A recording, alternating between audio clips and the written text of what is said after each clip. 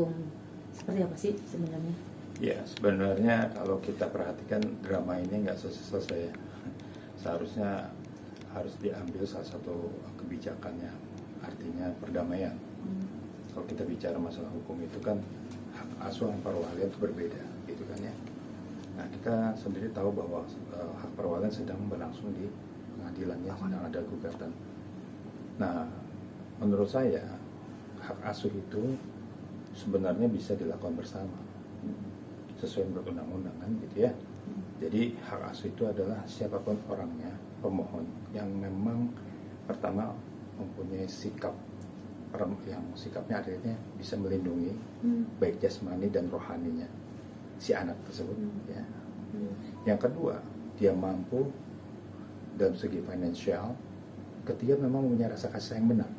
Nah, ketika kita lihat siapa sih sebenarnya, nah ini kan kakeknya ini kan merasa bahwa ini adalah cucunya, jadi nggak usah pusing-pusing, harusnya dimediasi bahwa tentang hak asuh itu bisa dilakukan bersama. Pertama, mengatur juga waktu, terus bagaimana mengatur waktu yang sama tidak merugikan. Misalnya si tempatnya Pak Dodi seminggu, tempatnya Pak Faisal seminggu.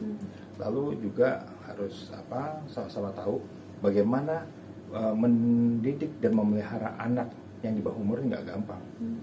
Jadi harus punya trust ya, kepercayaan. Kalau menurut dari undang-undang dan pasal sendiri ada nggak sih Bang untuk hak asuh cucu, khususnya cucu kan ini ya, karena kan ada kedua belah pihak keluarga, kakek dari pihak laki dan kakek dari pihak perempuan.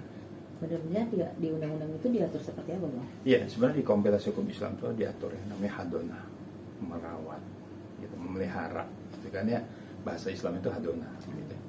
Nah, ketika hadonah itu dilakukan, maka sebenarnya ada juga persyaratan dari pengasuh tadi, bukan tidak serta-merta. Nah, biasanya untuk pengasuh itu kalau kita mau mohon, itu tadi ada 3. Pertama, dia juga harus mampu ekonomi, dia harus mempunyai punya kejiwaan. Jadi harus juga diperiksa pengasuh ini, jangan sampai ada sakit mental gitu kan, nggak mungkin juga mengasuh bisa tiba-tiba sakitnya schizofren gitu kan, nggak mungkin juga kan. Nah, yang ketiga juga dia harus mempunyai pola gitu ya. Nah, ini tentang pengasuhan. Beda tentang perwalian gitu. Kalau wali itu jelas undang-undangnya ada di Undang-Undang 174 pasal 50 itu. Perwalian adalah anak di bawah umur yang dimana atau belum kawin, yang dimana dia bukan penguasa kedua orang tuanya, bukan di bawah penguasaan kedua orang tuanya, yang mengatur tentang harta dan bendanya. Jadi undang-undang perkawinan pasal 50 itu diatur. Nah, kalau kita lihat sekarang ini yang menjadi perdebatan adalah bukan hak asuhnya, perwaliannya. Hak asuhnya bersama tuh Bang, nanti Ya, bisa Bang jelaskan. Jadi hak asuhnya tuh jelas, mereka mungkin sepakat dari pihak asuh berdua deh, oke sepakat. Tapi perwalian mereka menjadi suatu sengketa nih sekarang secara hukum. Nah, perwalian sendiri itu juga ada unsurnya juga, syaratnya. Jadi kalau perwalian itu kan bahasa hukumnya adalah pengawasan anak di bawah umur, ya, yang dimana dia tidak di bawah penguasaan kedua orang tuanya, yang mengurus hartanya atau bendanya sesuai undang-undang. Oh, itu masuk ke ini terminologi perwalian itu terminologinya. Sedangkan di dalam perwalian itu sendiri terjadi lahirnya ada 3 hal. Pertama, putusnya perkawinan. Kedua, kematian. Ketiga, putusan pengadilan yang sifatnya menghukum, pidana misalnya gitu ya. Nah itu. Nah, bagaimana syarat jadi wali? Nah ini syarat jadi wali itu juga ada beberapa kriteria. Pertama, wali itu harus mempunyai wali itu pertama dia harus bisa mempunyai tanggung jawab menghitung inventarisasi harta si hak asuh anak. Lalu wali harus mempunyai menyelenggarakan pendidikan anak di bawah desa hukum, dan dia melakukan menjadi kuasa untuk melakukan perbuatan hukum. Jadi wali itu dia juga harus melakukan perbuatan hukum apabila ada perbuatan hukum, misalnya jual beli, misalnya mendapat hak-hak sesuai asuransi. Nah, wali ini mendapat. Nah, yang ketiga ini bahwa wali ini harus mempunyai, nah ini dia harus juga bisa mempunyai sikap yang mental, yang artinya bisa memelihara anak dengan artinya jadi gini, mentalnya anak ini, si wali ini harus diuji dulu. Walaupun itu kakeknya sendiri, walaupun kakek sendiri, atau neneknya sendiri. kalau di dalam undang bisa permohonnya nih, wali syaratnya wali, karena ada ancaman hukumannya. Wali apabila dia mengalami kerugian harta ini, maka bisa dituntut secara hukum. Kalau misalnya dalam arti dituntut dalam arti hukum, Ya, apabila dia memanage hartanya itu ya. tidak melakukan prosedur gitulah ya, melakukan ya misalnya penggelapan, penipuan. Nah, ini ada ancaman hukumnya. Jadi dia harus juga bisa menanggung resiko gitu. Jangan seenaknya jadi wali. Nah, itu siapa saja bisa menjadi wali, tetapi wali itu harus ada persyaratan, salah satunya itu. Salah satunya Gitu. itu. Oke, kalau untuk hak asuh bersama itu gimana? Kasus bersama menurut saya itu baik sekali, karena anggaplah misalnya seseorang yang putus dengan perceraian ya, suami dan istri, kan anak juga perlu diasuh bersama kan, dengan melakukan perjanjian. Nah, kontraktual yang dibangun, jadi konstruksinya nih adalah masing-masing punya hak dan kewajiban. Yang ditakutkan ketika hak asuh dipegang A, dibawa kabur tuh anak, nggak dibalikin lagi, itu ketakutan. Itu dan sering terjadi. Ya, ini yang sering terjadi. Nah, masing-masing itu tadi underestimate. Jadi ada rasa, wah ini gue sering mencurigai nih, gitu loh. Ini dasarnya ini dulu.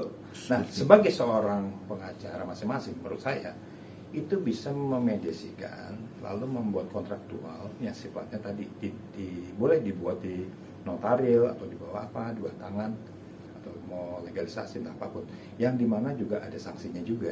Jadi bukan hanya perjanjian bersyarat saja atau ketetapan waktu. Kan perjanjian itu bisa macam-macam, bisa bersyarat, ketetapan waktu, dan ancaman juga. Kalau anak dibawa kabur, ya kamu harus anggaplah kamu bisa saya tuntut nih, penculikan. Berarti seperti yang kemarin terjadi Dodi itu adalah ke sebuah ketakutan dari seorang Haji Faisal. Bisa Ya, jadi itu? betul. Kalau menurut saya dari aspek ya, kalau misalnya aspek psikolognya itu dia ada ketakutan. Ini nanti kalau diambil Dodi, mungkin tidak dikembalikan lagi dengan alasan-alasan tertentu. Tapi kan Bang, dia juga kakeknya Bang. Loh, pertanyaannya adalah soal kakek, semuanya punya hak juga kan. Kakeknya Pak Faisal punya hak, si Dodi punya hak, wajib. Tetapi tergantung keputusan dari pengadilan kan nanti. Dan ini kan pengadilan belum memutuskan ya Bang. Yang dituntut Pak Dodi itu adalah apa sih? Hak walinya, hak asuhnya bersama. Yang dituntut sama Pak Faisal justru perwaliannya. Yang perwalian Pak Faisal. Kalau Pak Dodi malah justru ya, hak karena asuh perwalian itu bersama. mengatur harta kekayaan. Tadi saya bilang 4 tadi. Salah satunya lah mengatur harta kekayaan hak asuh anak tadi. Menginventarisasi. Itu adalah fungsinya wali. Itu menurut undang-undang ya. Oke, Bang, yang dituntut dari Pak Dodi itu adalah kan karena Gala itu posisinya ada di pihak Pak Faisal terus nih. Katanya yang dia bilang 2 bulan sudah tidak ketemu gitu kan ya Bang. Nah kan sedangkan padahal itu kakeknya Bang. Ya, jadi sebenarnya begini, Pak Faisal itu sebenarnya ingin juga memberikan, ya mungkin jalan-jalan, memberikan waktu, tetapi ada dong etika-etikanya. Nah, etika ini harus dibangun, misalnya dengan membangun komunikasi, lalu juga memberikan sama-sama kepercayaan. Misalnya nih, anak ini saya bawa ke mall ya, ayo sama-sama yuk gitu. Tapi aku dari sini aja di bawah ya silakan Pak Dodi yang di atas main sama cucunya. Karena cucunya juga kan nggak begitu deket banget, takut kan atau nangis. Nah kalau nangis nanti gimana? Gitu kan ya. Jadi Pak Faisal itu lebih menurut saya ya lebih sayang nanti kalau cucunya ada apa-apa, butuh ini nanti dia nangis tuh gimana, kan dia nanti merasa tidak tidak ada khawatirnya, tidak nyaman. Jadi nah yang kedua kemungkinan mungkin gitu ada rasa nanti dibawa kemana saya nggak tahu lagi. Ada kekhawatiran. Ya manusiawi kan, tetapi ini kan mungkin saja ya, ini menurut praduga saya gitu. Bang, seperti yang tadi Abang bilang ternyata sebagai punya hak perwalian itu Betul sekali. Karena ketika legal standing ini keluar, putusan hukum, kan berarti ada legal standing. Bahwa posisi hukum wali ini apa fungsinya. Itu tertera nanti dalam amar putusan tersebut. Nah, ketika sudah menjadi seorang wali yang ditetapkan pengadilan, maka tergantung ada upaya banding atau tidak nantinya. Ada kasasi atau PK dan sebagainya lah ya. Nah, kalau menurut pandangan saya, kalau kita sebagai seorang tua gitu ya, ya sebaiknya siapapun walinya, selama wali itu memang memenuhi syarat, nggak masalah. Ya, kalau sudah masuknya dalam ranah hukum, nanti kita putusan ingkrah nanti. Berapa tahun lagi itu sampai keputusan PK. Iya, kalau maaf kata umur kan nggak ada yang tahu ya. Untuk apa ribut sengketa yang artinya kalau memang kata dia bilang wali ini bisa dituntut secara hukum kalau tidak melakukan sebagai wali yang benar, dan dia bisa dituntut secara perdata maupun pidana. Ya tadi misalnya dalam posisinya dia dia menggelapkan harta, nah terus artinya mengalami kerugian, uang untuk apa? Kerugian dalam arti kata kerugian Ya, untuk uang si itu anak dipakai, itu ya iya, bang. Oke. artinya uang itu anak tuh sekolah misal gitu Dipakai ya, untuk dipakai pribadi. untuk pribadi. Iya. Oh itu ada pasal juga. Ada 4 syarat itu. Empat Jadi syarat itu. iya, jadi saya itu bisa dituntut secara hukum. Saran abang nih untuk kedepannya keluarga Dodi kan yang di sini yang bakal lanjut ke hak asuhnya diteruskan atau gimana bang? Sebenarnya begini, ini kan yang dibangun adalah opini masyarakat. Opini masyarakat ini sudah menjadi bentuk, ya kan?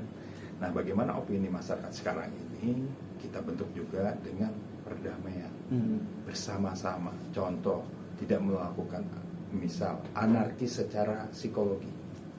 Anarkis psikologi ya. Contoh, kalau datang ya kita datang sendiri, bawa ya ketemu mas, nggak usah pakai bawa pengacara.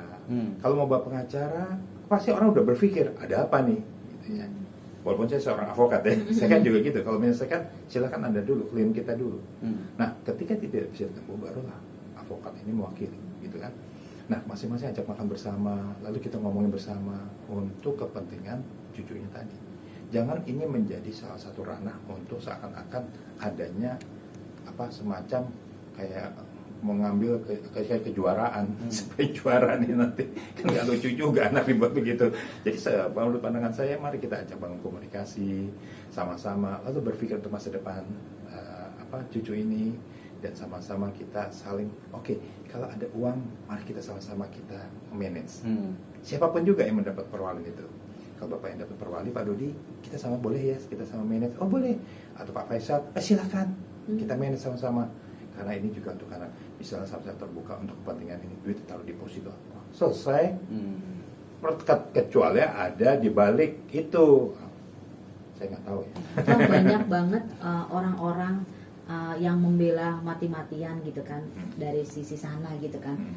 Seperti apa tuh? Karena dunia sekarang itu kan dunia pansos ya. Siapapun juga ketika orang turut serta akan terkenal. Orang ini zamannya famous gitu kan, terkenal. Tapi yang seperti terkenal apa dulu gitu.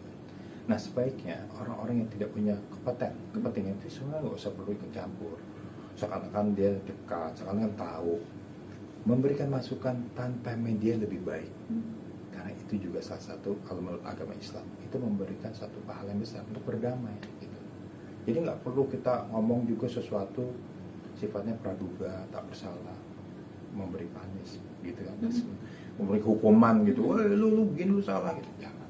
Nah, inilah orang-orang orang-orang pihak ketiga lah yang membangun opini, membangun artinya stigma. Nah, ini yang berbahaya. Terakhir bang, saran atau saya Pak Dodi itu satu ya, bahwa kita harus ingat adalah cucu ini adalah yang memang harta yang berharga sekali, yang tidak bisa ternilai. Kita harus sayang sama anak kita, maka sayang harus sama cucunya. Maka Pak Dodi harus sama-sama mempunyai jiwa dengan Pak Faisal untuk mempunyai jiwa kekakean, bukan kebapaan lagi, kekakean. Saya bilang kekakean, karena kalau kakek itu lebih sayang daripada bapaknya biasanya. Dan lebih sayang, lebih memberikan proteksi yang luar biasa. Nah, sehingga masing-masing mempunyai tujuan bersama agar mendidik, agar bertumbuh menjadi anak yang baik dan soleh. Saling tunggang menunggangi nih bang, gimana nih bang? Ya, kalau saling tunggang menunggangi itu kan politisnya. Jadi kan kalau menurut saya, ini maaf ya, memang goreng-goreng sana, goreng sini, ya kalau enggak ya jadi produk kan, ya tergantung. Produk akhirnya menghasilkan devisa sekarang. Baik main YouTube, mainnya apa, TikTok, ya kan dapat duit. Kalau nggak ribut, nggak perhatian, endorse, ya udah, itulah menjadi komoditi. Maaf, janganlah anak ini jadi komoditi, kasihan. Udah, itu aja. Itu dia yang di ini. Karena saya kan pemain sinetron, Iya. backgroundnya. Main sinetron, dan tadinya mau saya ajak main film saya juga tadinya, karena saya produser juga, hasil produser layar lebar. Nah saya melihat bahwa Vanessa ini memang orang baik gitu loh. Maksudnya orang yang nggak merasa belagu sama artis gitu. Jadi anak punya stigma tuh orangnya tuh memang disenengin orang. Nah Bibi sendiri saya pernah beli baju di Tanah Abang. Tanah Abang. Kita dekat, bukan dekat banget, saya pernah ngobrol lah gitu. Ya artinya ketika waktu makamnya mau dipindah, waduh sedih banget saya. Sedih banget. Kenapa harus makam disalah-salahin, misalnya sini apa beda? Awalnya katanya sih bang sebelum dimakan. Ada wasiat gitu kan, nggak juga. Yang paling dekat itu adalah suami dan istri dong, seharusnya agar anaknya datang nggak pisah-pisah bapak sama ibu. Logika, iya kan? Secara logika ya. Logika ya. Saya nih datangnya di bapak saya di sini, ibu saya di sini, nggak nyambung. Gimana mah kuburan kakek nenek selalu bersama. Harus jadi satu. Pendekatan. Pendekatannya bang. Kalau secara agama gimana abang Bang melihat? kata agama juga gitu bang, maksudnya menentang bang. Menentang, dia karena secara bukan agama. muhrim ya. Mm-mm. Seorang suami istri itu. Kalau saya sih nggak, kakek saya, nenek saya semuanya. Iya. Dari mbah-mbah Iya, saya. iya, saya juga gitu. Enggak, itu menurut mazhab mana dulu? Mazhab Yahudi mungkin. Kalau mazhab kita kan nggak gitu. Iya sih. Selama mbah saya keturunannya, maaf, saya keturunan Raden, maksudnya dari mbah buyut saya, dari mbah raja-raja saya dulu atau mbah buyut saya itu selalu Berdampingan ya. Ya nggak boleh, mohon maaf ya kalau agama lain ya, Islam sama Kristen, itu ya nggak boleh. Padahal Islam boleh. Boleh kan ya? Boleh. Bukannya nggak mukrim loh, dia kan meninggal, dia kan menikah kecuali bercerai. Ya benar. Ya nggak Dia boleh menikah bercerai lagi. Nah itu nggak boleh di Nggak situ. boleh. Kalau dia selama dia meninggalnya sama-sama, maka di yaumil Dengan akhir ikatan, nanti ha-ha. akan mereka punya tanggung jawab. Benar. Gitu. Jadi ya kebetulan ya alhamdulillah saya kan sering, karena sering bawa apa ya, maksudnya agak spiritual gitu. Spiritual. Jadi saya menyampaikan kadang-kadang ya walaupun dakwah dikit kecil-kecil. Jadi jangan sampai tuh mazhab-mazhab yang aneh akhirnya mendistorsi. Gitu. Waktu wawancara Vanessa ini, saya tuh tengah aja terus, tengah Iya. tuh. Waktu saya yang Vanessa Angel ya, dari Indosiar kemana tuh? Saya di tengah juga, cuma saya agak mihak Dodi itu berdasarkan undang-undang kompilasi hukum Islam. Apabila cucu meninggal, maka yang harus yang mengasuh siapa? Yang Ibu perempuan. Iya, nenek, karena ibunya nggak ada, adanya nenek. Kalau nggak ada nenek, saudaranya, bukan Iya, bapaknya. bukan bapaknya. Itu yang saya tampil. Itu netizen aja hampir nyerang saya. main salah lagi. Terakhir saya baru bilang, tapi syaratnya mengasuh itu siapa? Kalau modelnya bapaknya kayak gitu, baru saya ajar tuh si Dodi. Tapi kan secara hukum saya harus ngomong hukum Iya ini. dong, benar. Nggak mungkin saya harus ngomong secara emosi gitu, Iya, benar, emosi benar. orang. Benar. Emang kompilasi hukum Islam Iya, itu diatur. harus dari ibu. Iya, ibu. Ini maka dari